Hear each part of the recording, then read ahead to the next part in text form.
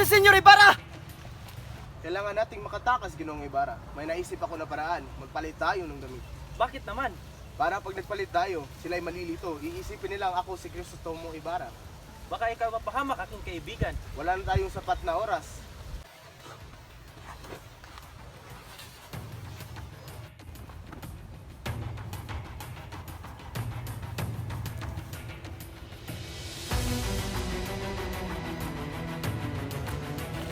Isa na natin, Ginoong.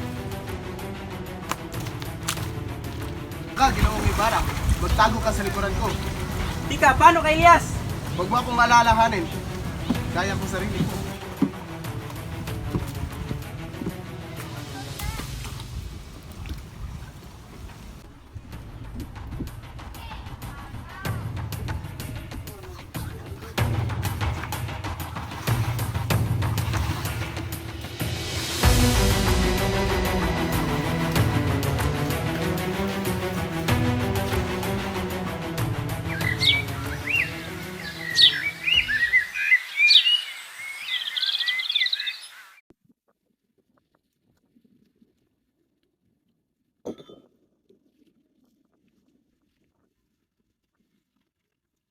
Buenos dias a todos ustedes. Kalahati lamang ang takbo ng makina, Kapitan. Bakit hindi natin bilisan? Kapag bumibilis tayo ay tatagos tayo sa palayang iyon, Ginang. Mangyari wala na isang maayos na lawas sa lupain ito. Lunas ay napakapagmadali. Ngunit hindi ko alam kung bakit, kung sino man ang nakaisip. Umukay tayo ng isang bagong kanal. Tunganga ng ilog at labasan. At paraanin ito sa Maynila. Umukay tayo ng bagong kanal. At sirahan natin ang ilog Pasig. Saan kukuha ng ibabayad sa mga manggagawa? Wala magugugol doon, Kustudio, sapagkat ang mga bilanggo ang gagawa. Ngunit walang sapat na mga bilanggo. Kung gayoy, pilitin natin ang mga mamayan, mabata man o matanda. Mga kaguluhan, nag-alsa na ba ang bayang Ehipto? Nag-alsa na ba ang mga Hudyo sa banal na Tito? Tao kayo, akala ko'y makakaunawa kayo sa kasaysayan. Ngunit ang iyong mga kaharap ay di mga Egyptian ni Hudiyo. At ang lupaing ito ay hindi miminsang naghimagsik. Sa mga panahong ang mga taga rito ay pinipilit na maghakot ng malaking kahoy upang gawin mga daong, kung hindi dahil sa mga pare.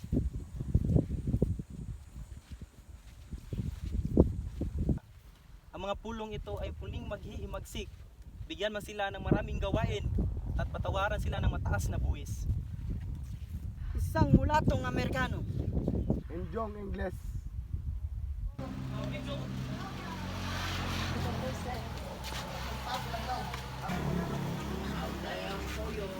Telesporo, mabuti at nandito ka. Magandang araw po, Padre. Ano po at naparito kayo? Dapat mo nang magbayad ng buwis ng 200 piso. Sinabi mo bang pinagbabayad mo sa sarili kong lupa? Sapagkat nagkamali kayo ng pagbayad ng buwis sa nakaraang 13 taon. Ngunit ilimusin ko aking mga pulubit upang maiwasan ang aking pamiwerso. Kung ayaw kong magbayad, abay, napakalaki naman yan. Ito'y naiiba sa iyong pagpapabaya. Ibig sabihin lang ito ay wala kang karapatan sa sarili mong lupa. Dati maliit lamang yan, ngayon 200 piso na. Abay, napakamalaki naman yan. Aking lupa to. Hindi sa korporasyon. Lalaban ako! Kay Baribad, kunin ang anak na lalaki at gawing gwardya sibil. Itay! Itay! Kuya! Kuya! 200 piso ang hinihingi ng aming pinuno. Kung hindi ay mamamatay yung kapatid. 200 piso. Saan ako kukuha ng 200 piso?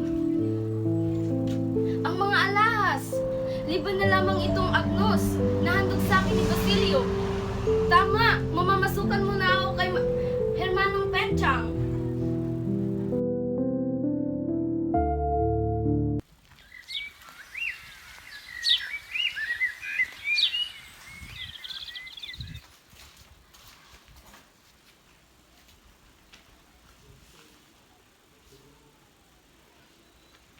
Santo Dios, fuerte, Santo Immortal Libraños, Señor de la Peste y dito duman. Hay naku, hindi ko alam kung anong itinuro sa iyo sa bahay niyo at hindi ka marunong magdasal. Sa bagay, wala naman kasing babae sa bahay niyo. Kapag hindi mo nakabisado ang dasal na iyan, ay hindi ka patatawarin sa Diyos ng iyong mga kasalanan.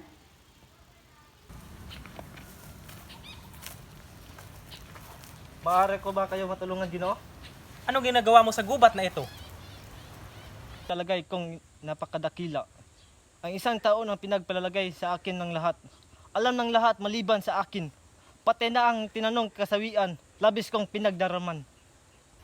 At sino ako sa tingin mo? Kung sa inyo pong magagunita, sa mismong puok din tayo'y unang nagtagpo. May 13 taon ang nakaraan. Kayo rin po ang naghanda ng aking pakikiramay. Isang napakalaking lihim ang iyong nalalaman. Isang lihim na pwede mong ikapahamak. Naisip mo ba yon? Pwede kang masawi sa aking mga kamay. Totoong naparito ako sa libingan ng iyong ina upang dakilain ang nag-iisa kong kaibigan na lumaban at nagbuhis ng kanyang buhay para sa mamayang Pilipino. At hindi ko lubosang naisip na ang lasong naiwan ay tuluyang kumalat sa lipunan. Ang mga kabataan, walang ibang ginawa kundi sumunod, nagpaalipin at hindi pinapakikinggan. Anong nais niyong gawin, Ginoong Simon? Kaya ko ba silang ipaglaban ng ganyong mismo ay wala? Isa lamang akong hamak na estudyante. Wala sa buhay, hindi maaaring hukayin ang aking ina. Ang harap ng hukuman ng kanyang bangkay. At pagkatapos ay magbintang ng kung sino-sinong Kastila. Isang pagkakamali. Hindi kailanman magiging isang wikang pangbansa. Aanhin natin ang wikang ito. Itatago lamang ng wikang huwad ang ating mga karapatan, ang ating pagkatao. Hindi, Ginoong Simon. Kung hindi sa pag-aaral sa kabataan sa wikang Kastila, ay hindi tayo'y pakikinggan ng pamahalaan. At sa wikang magbubuklod ng tuluya, sa wikang Pilipino. Ano ang iyong mahihita kung ikaw ay makakapagtapos? Makikita mo bang masaya ang iyong bayan? Makikita mo bang malaya ang mga tao? At ano, iyon na lamang bang hahayaan ang iyong ina at kapatid na mabulok sa ilalim ng lupa na tinatapakan ng taong siya mismong pumatay sa kanila? Pag-iisipan ko muna, Senyor.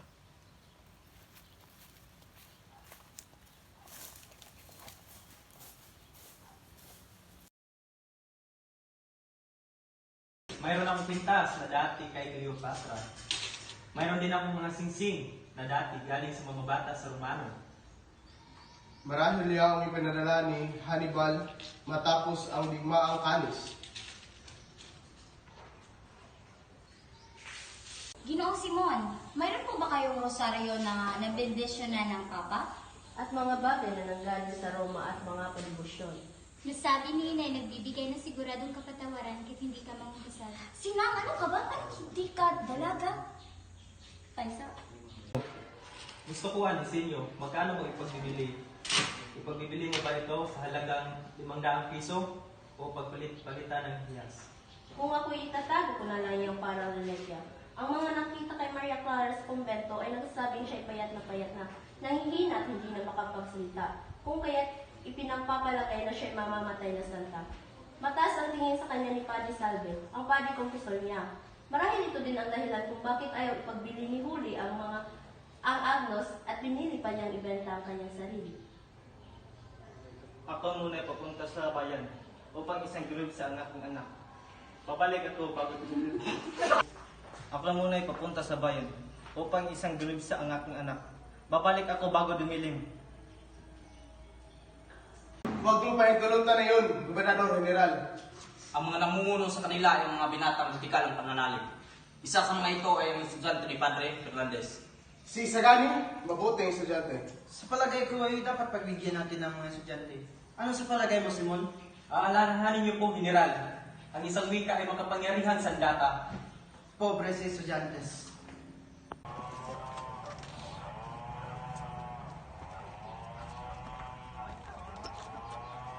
Kahit ako'y di mo pinapansin, hindi ako nagkagalit sa'yo.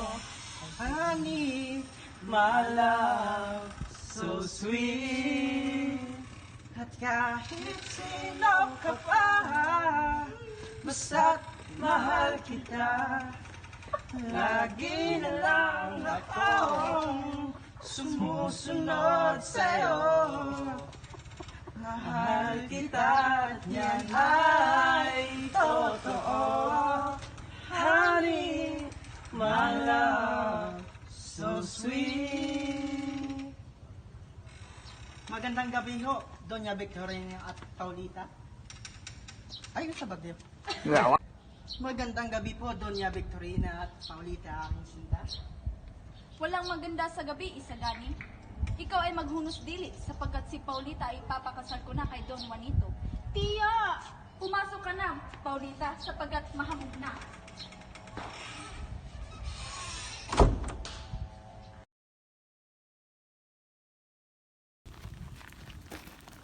Wala na talagang modo ang kabataan ngayon. Paumanhin, Ginoo. Hindi ba kayo ang dahilan kung bakit naudlot ang aming planong magtatag ng Akademya ng Wikang Kastila? Ako nga. Kaya't dapat niyo akong pasalamatan. Anong pasasalamatan? Balak niyo bang dagdagan 40 wika ang ating bansa? Mas lalong hindi tayo niyan makikaintindihan. Ngunit, Ginoo, sa paglaganap ng Wikang Kastila ay mas mapapalapit tayo sa pamahalaan at mas lalo tayong magkakaintindihan. Dahil sa ginawa mong ito, maudlot ang pag-unlad ng Pilipinas ng 100 taon. Isang kamalian, ano ba ang inyong gawin? Patayin ang inyong katauhan? Ipaubayan yung mga utak sa ibang pag-iisip? Mas lalo niya kayo niyang maging pipi at pilay. Anong ibig niyo sabihin, Ginoo? Ang wika ay salamin ng ating kaluluwa. Kung ating aalisin, wala na tayong katarungan at pwedeng mamatay ang ating bansa. Kung ganyan ang iyong pag-iisip, mas lalo tayong mabihag sa Espanya at wala na tayong kalayaan. Iyan ang iyong paniniwala. Ngunit sa pamamagitan lamang ng pagsawalang buhay, hindi niyo kami mapipigilan. Isasabuhay namin ang aming mga plano. Nasa panig namin ang batas, kami ang nasa tuwid.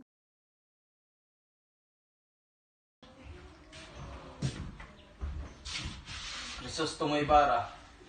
Ako nga, 13 nabuhay na malayo sa bayan. 13 taong naghintay, nag-alala, umaasa maituwid ko ang iyong kamalian. Si Maria Clara, pilit mong ipinakasal sa ibang dayuhan. Si Maria Clara, anak ko, ay patay na. Hindi mo siya anak! Anong ibig mo sabihin? Anak siya ni Padre Damaso.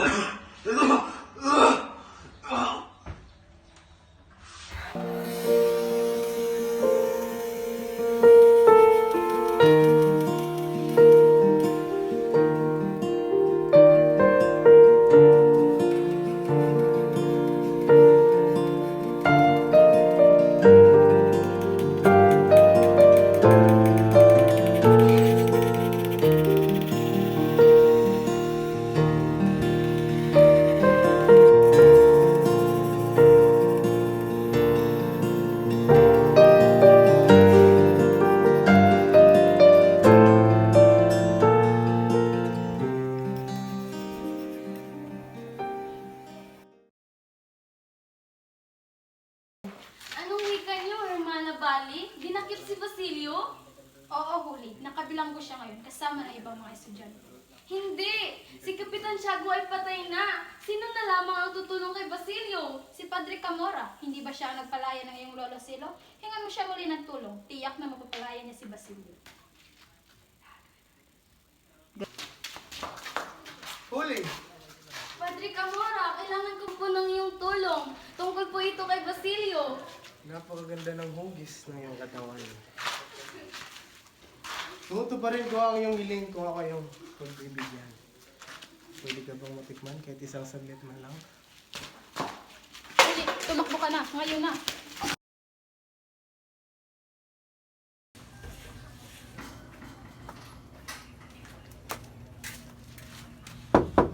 Ginoong Simon! O Basilio! Isa kong masamang anak, kapatid, Ginoong Simon. Nakalimutan ko na, pinatay nila ang aking kapatid at pinahirapan akong ina. At kaya na pinarasahan ako ng Diyos. Wala na akong nadarama, kundi galit at paghihiganti. Handa na ako ipagtanggol ang bayan. Mabuti ang iyong naging desisyon, Simon. Tiga, ano yan? Isang dinamita? Oo, ngunit hindi basta dinamita lamang. Ito ang mga salita ang naiambak at maranasan sa buong Pilipinas ang pagsabog ngayong gabi at mapaparusahan ang mga makasalanan.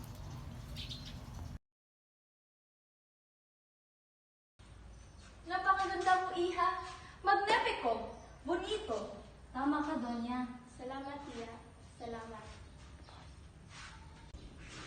Ito ang handog ko para sa bagong kasal.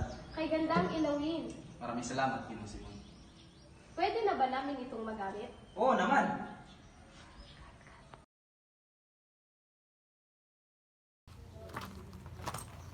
Hindi ka pwede pumasok. Papasukin niyo ako! Ililigtas ko sila! Isikane! Tara na! Umalis na tayo! Anong ginagawa mo dito? Gusto mo bang mamatay? Hindi ko alam! Hindi ko alam! Makinig ka! Alam para sa loob may lamang pulbura. Sasabog ko yun! Anong mga oras? Tara na! Bukas ay iba na siya! Gawain ka ng Diyos!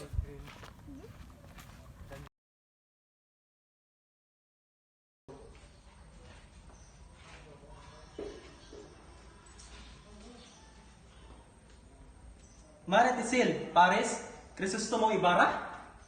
Isang biro lang yan! Hindi magandang biro. Isang pagbabanta mula sa isang taong matagal nang namayapa. Si Crisostomo Ibarra. Siyang nagsulat nito. Sulat kamay niya to.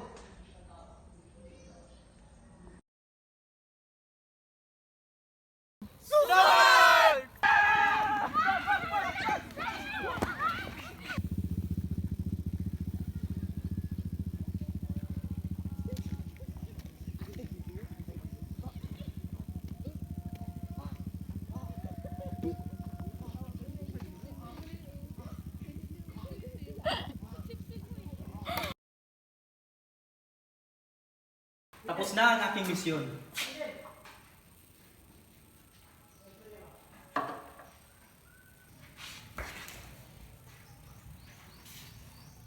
Set, go! Senyor Simon, sandali. Hihingi ako ng tulong. Diyos ko, patawarin ka ng Diyos. Palagi mong tatandaan na ang buhay ay hindi lamang palaging masaya. Ngunit kailangan din nating makaranas ng sakit para tayo'y matuto. Tandaan mo na walang magandang maidudulot ang paghihiganti. Magdudulot lamang iyon ng panibagong kasamaan. Ipinalalagay mo ba, Padre, na ang Diyos ang nakapaloob sa lahat ng ito?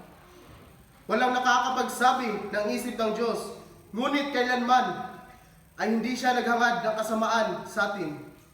Maraming salamat, Padre. Ngayon, payapa na ang aking kalooban. Malabing kanawa sa kaililaman ng dagat. Ngunit, kung kakailangan ka ng isang tao para sa marangal na hangarin, ipapahintulot ng Diyos na matuklasan ka sa sinapupunan ng alon. Hindi uugyot ang kasakiman.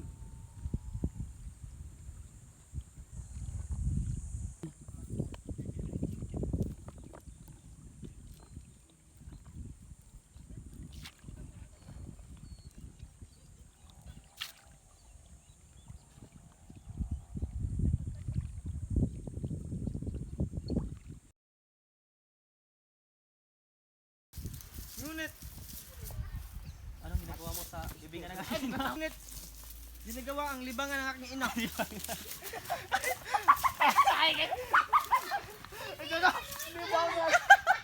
Ang libingan ay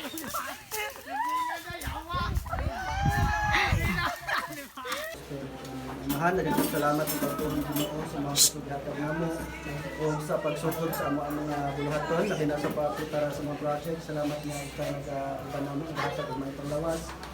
Thank you so much, dear God, for these blessings na nag-andam. Pinawag na makahatag sa ito pag-usog kalit ng kapasko kung mayroong panghunahon na alam sa namin. Salamat kayo sa mga panalangin. Salamat sa mga kaayon. Talagang isalig ito dyan. In Jesus' name we pray. Amen! Yari na diri ya. Happy birthday to me!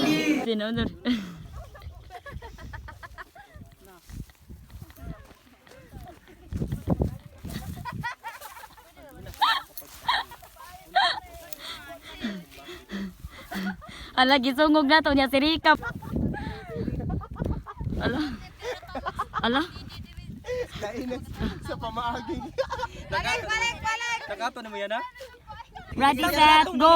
Ready, set, go! isang mulatong Amerikano. Hindi yung Ingles.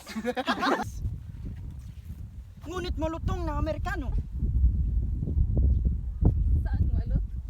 Ay, di ay. Pag-ice tol niya Nanawagan ko nga Tichiki. Sorry Tichiki, imong gibilin mga kulungo. Kani kay wa kay mo nang sa. Ano? Mao. Kaya gibinlan, di man katinog. Mato no ang kaning duha kay kaning duha mga kulungo pod mo ino pod. Oh, dayan na. Gamaya lang, gamaya lang. Gamaya lang. Buong Mubundak man ang ulan. Wala si man. Gamay lang, be, gamay lang, gamay lang. Huya lagi. Basta. Dali ba? Sige na, be, gamay lang. Hindi lagi ko. Dali. Gamay lang. Giselle. Gamay. Olo, oy, singutok. Olo. Sige. Ako ka na. Ngayon na.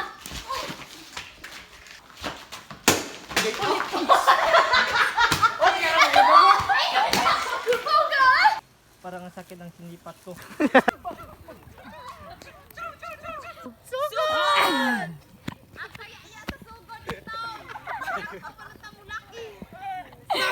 Set, go!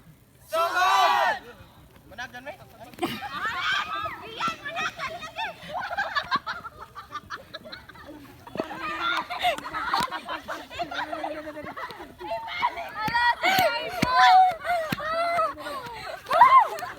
Live! Patay na mo. Oh, Diyos ko, Lord. Wala, Jim.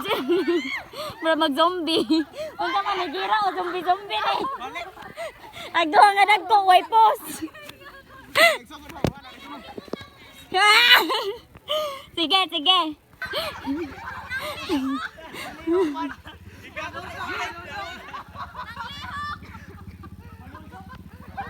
Set, go. Maraming salamat, Padre. Ngayon, payapa na ang aking kalooban. Wala mo tanaw kay na tabunan.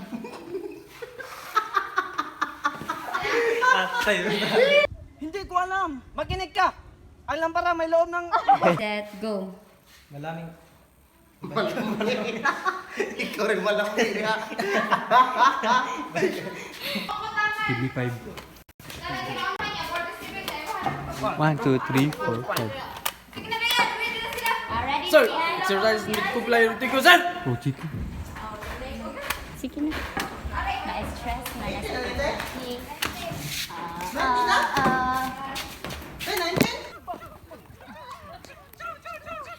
Set, go! Yun ang hudyat! Sugod! Sugod.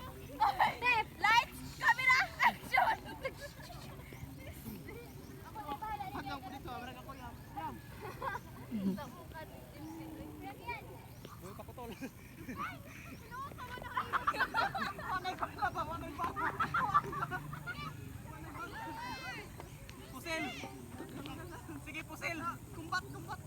Lugusa, dayon! Lugusa!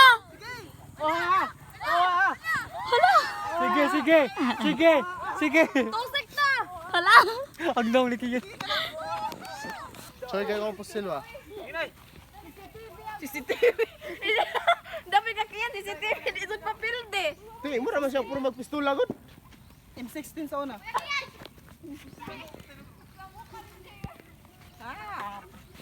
Washing. 1, 2, 3, go. ibig ko ang disenyo. May pagbibiling ba? Tanaw naging si Mari!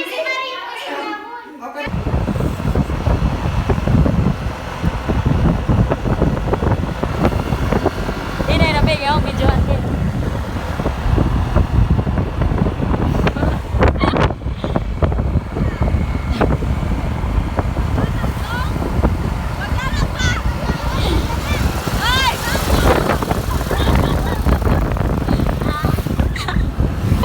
Unsa si Charon? Malatong.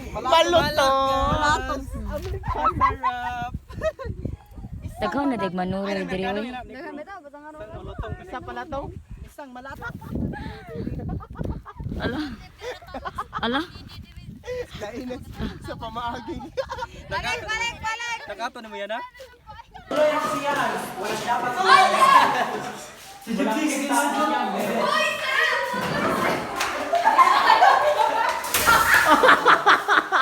Hello. Ikaw, pangarap sa buhay? Mababaw lang naman ang kaligayahan ko eh. Okay na sa akin yung tipong katulad mo. Tulad ko? Oo. Maliman ang ikaw ay ibigin ko. Ako'y isang bulag na umiibig. Hindi ko alam. Makinig ka. Alam para may loob ng lamang ko.